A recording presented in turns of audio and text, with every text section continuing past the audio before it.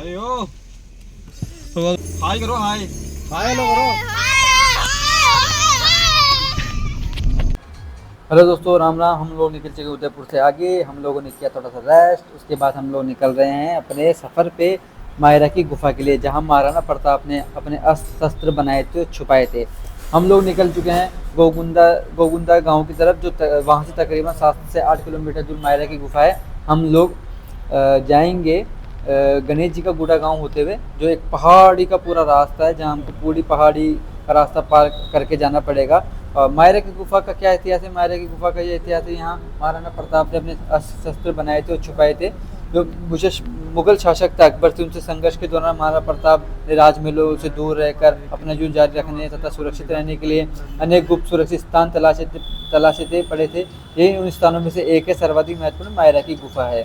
तो जैसे कि आप देख सकते हैं, हम मायरा की गुफा पहुंच चुके हैं। ये मायरा की गुफा का फ्रंट गेट है। यहाँ कोई टिकट नहीं है, कोई कुछ नहीं है, ओनली पूरा फ्री है। आप यहाँ जाके विजिट कर सकते हैं, देख सकते हैं। हम लोग अब इस गुफा में जाने के लिए अलग अलग रास्ते हैं, जिनकी टेढ़ी मेढ़ी संरचनाओं के कारण गुफा बुलबुले जैसी लगती थी। शत्रुओं को समझ पाना असंभव था, और इस गुफा को बाहर से देखने पर अंदर जाने का मार्ग दिखाई नहीं देता। जैसे ही हमने गुफा में प्रवेश किया, हमको सामने हिंगलाज माता का मंदिर दिखा और हमने हिंगलाज माता जी के दर्शन किए। साथ में ही हमने यहाँ पास में बनी हुई महाराणा प्रताप की प्रतिमा को भी प्रणाम किया। जैसे जैसे हम आगे बढ़ते गए, छोटे छोटे गुफाओं के रास्ते खुलते गए। कहा जाता है कि इस गुफा में महाराणा प्रताप ने घास की रोटी बनाकर दिन गुजारे थे, और यहाँ गुप्त मनगनाई भी की थी। उसके बाद हमने एक छोटी सी रील बनाई, जिसमें हम लोग निकलते हुए बाहर जा रहे हैं।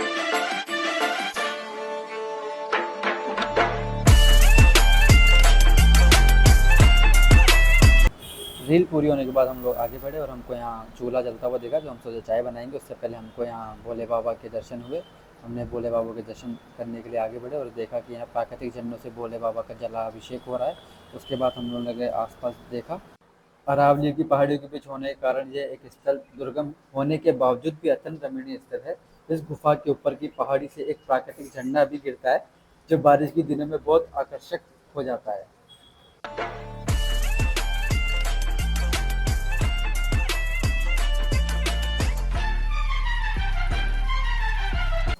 मायरे की गुफा की खासियत बात यह है कि बाहर से देखने पे इसका परिष्कृत दिखाई नहीं देता, और इसी कारण इस गुफा के हिस्से को महाराणा प्रताप ने हथियार रखने के लिए तैयार किया था। अब इन झरनों के ऊपर कैसे जाया जाए, वो हम लोग सर्च करने के लिए हम लोग गुफा से बाहर आए, और हम लोगों ने आसपास की पहाड़ियों पर जाने की कोशिश करी, जिससे हमको कोई रास्ता मिले, जिससे हम इन झरनों के ऊपर को नज़ारे देख पाएँ कि झरने कहाँ से कैसे क्या आ रहे हैं। तो हम लोग वहाँ से बाहर निकलने के बाद थोड़ा सा पहाड़ों की तरफ चले, जो थोड़ा सा घने जंगल टाइप बना हुआ था। हमने यहाँ कोशिश करी हमको रास्ता मिले ऊपर चढ़ने के लिए, लेकिन हमें यहाँ से कोई रास्ता नहीं दिख रहा था। बस हर जगह गुफा गुफा गुफा गुफा ही दिख रही थी, छोटी मोटी गुफा दिख रही थी। तो रास्ता नहीं मिलने के बावजूद भी हम लोग रास्ता ढूंढ रहे थे कि हम लोग को रास्ता दिख जाए, और हर जगह छोटी छोटी गुफाएं सब देख रहे थे। तो मेरे साथ दो दोस्तों ने इसका शॉर्टकट ढूंढा कि हम लोग इस पहाड़ पे चढ़ के ऊपर चले जाते हैं। तो वो लोग इससे ऊपर जाने की कोशिश कर रहे थे।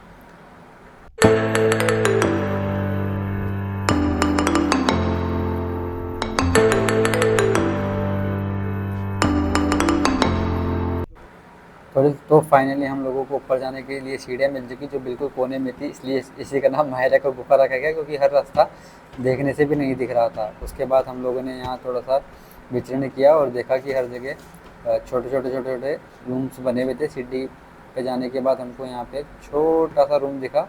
बोला जाता है कि यहाँ रसोई के लिए और अपने चैत्र को बांधने के लिए भी ये कमरे यूज़ किए जाते थे, खाना बनाने के लिए यूज़ किया जाता था। तो इस कमरे का थोड़ा सा स्ट्रक्चर इस तरह से बना हुआ, बिल्कुल छोटा है और बिल्कुल गुप्त में है, हर कोई यहाँ नहीं जा सकता।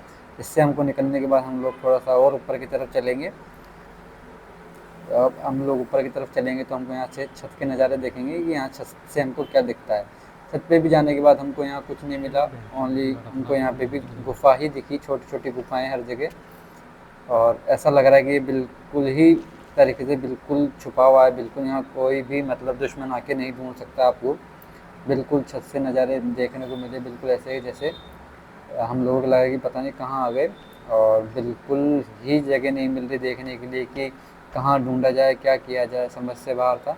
झरने का कोई स्रोत नहीं मिला हमको कि पानी कहाँ से आ रहा है। उसके बाद हम थोड़ा सा आगे चले, उसके बाद भी हमको एक बड़ी गुफा दिखाई दी जहाँ महाराणा प्रताप बताते थे कि महाराणा प्रताप इसी ही गुफा के अंदर रहते थे। इसके अलावा नीचे भी एक गुफा बताई गई हमको कि उसमें जो बिल्कुल आदमी के आकार की बनी है, जिसमें महाराणा प्रताप बिल्कुल सीधे खड़े होकर भी सोते थे। और गुफा भी थोड़ी लंबी थी, तो हमारे दोस्त को हमने मना किया कि आगे मत जा भाई, डर हो सकता है, तो थोड़ा सा हमने बाहर से ही शूट किया।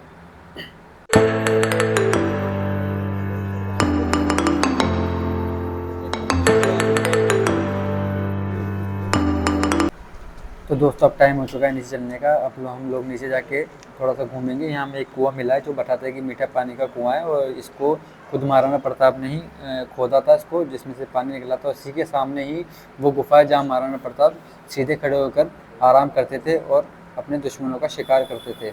और यहाँ से अब हम लोगों का निकलने का टाइम हो चुका है, और हम लोग आगे के सफ़र में बने रहेंगे आप लोगों के साथ। तो ऐसे ही वीडियोस बनाते रहेंगे आप लोगों के लिए।